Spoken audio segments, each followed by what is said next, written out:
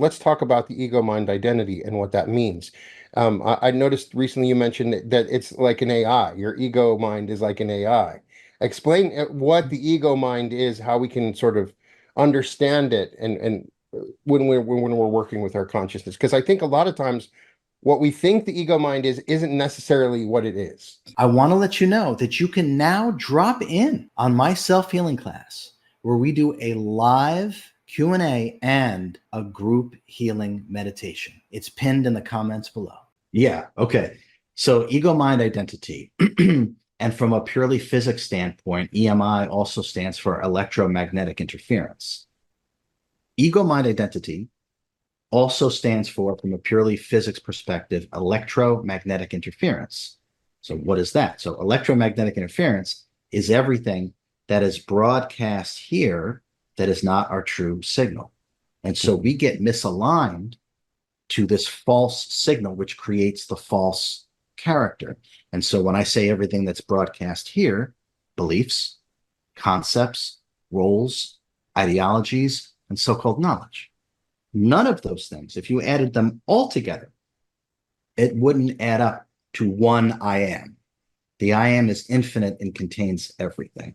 So what we end up doing is constricting our consciousness and collapsing our energy to fit this fractal of God into these tiny little things that are not who and what we really are. So the ego mind identity is our human character. It's not who and what we are. The human character is given birth through the I am. But just as the painter is not the painting, we are not the creation. We are not the incarnation. We are what gives birth to the incarnation. So for us to return to what, not a who, for us to return to what we really are, we need to be able to work with ourself with the capital S directly. And that's what accessing superconsciousness really allows us to do. So the ego mind identity is who we think we are and how we feel about ourselves, and that gets projected out into the world. Meanwhile, the real you or the real me is beyond thought, is beyond concept, it's beyond seeking. It precedes and exceeds all seeking. What we actually are is formless, free, and unconditioned. And it's by returning to that do we tangibly start to understand who we are. And at that moment, when we tangibly start to feel these things, Brian, it's clear that we're not our human character. We're not the concepts. We're not the roles. We're not the ideologies. We're not the body. And once we start to have that experience, this is when liberation takes place. And this is the beginning of authentic cosmic consciousness. It goes beyond just egotistical, because sometimes people will take egotistical and they think that that's what ego means. Oh, I'm being my ego. No, it goes beyond that. It's consciousness. It's the consciousness of yourself and your body and what your consciousness of as you identify yourself, right? That it goes beyond just whether or not you're selfish or not, which I get a lot of people that misunderstand the ego concept. Yeah, but the ego will tell you you're too good for this, and it'll also tell you you're not good enough. Right. Okay, so the foundation of the ego mind identity, the very foundation of it is misidentification with the body. So as soon as you misidentify this free, formless, infinite being that is really just a wave of sentient energy, once we start to misidentify ourselves with the body, we're of course going to misidentify ourselves with what the body perceives and creates: thoughts, emotions, bodily sensations, the experiences that the body has. So if we start to add all and so-called knowledge, which are all just beliefs, knowledge is simply a string of justified beliefs, which are really just a string of thoughts, and we're not our thoughts. So it's rather obvious we're none of these things. Upon any kind of level of detachment, we would see that all of this is an illusion. We are misidentifying ourselves with what is temporary, because what we are is immortal. So once we start to really understand the ego mind is not just someone who's full of themselves and not just someone who doesn't think anything of themselves, the ego mind identity does have to do with thoughts. What we are exists prior to thought, prior to emotion, prior to the body, therefore prior to the experiences that the body has. Once we start to touch that, once we start to tangibly, not mentally understand, Brian, it's not good enough to mentally understand anything. We're not our thoughts. Mhm.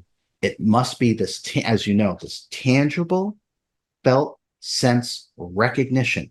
And that's what the teachings and meditations actually give us. And then we can experience our true self, and then we can experience our higher self, and then we can experience the higher mind of our higher self.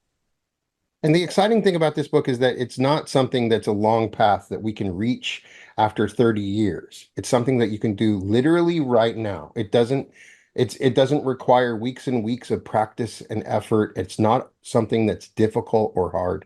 It's something that you repeatedly show that Mhm. you can access in this moment right now. And you make it easy. It's not hard. A lot of times people will treat consciousness and enlightenment and self-realization as this difficult chore, this task that they have to do. That's how they outline it in their minds. I got to work on this. They think of it like hard work, right? Yeah, it's the opposite because we are real.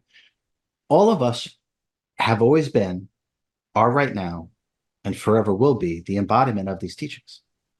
We already Mhm. are it. We always have been it. We always will be it. It's just that our attention is on something else. And if something is not tangible and immediate, it's not the truth.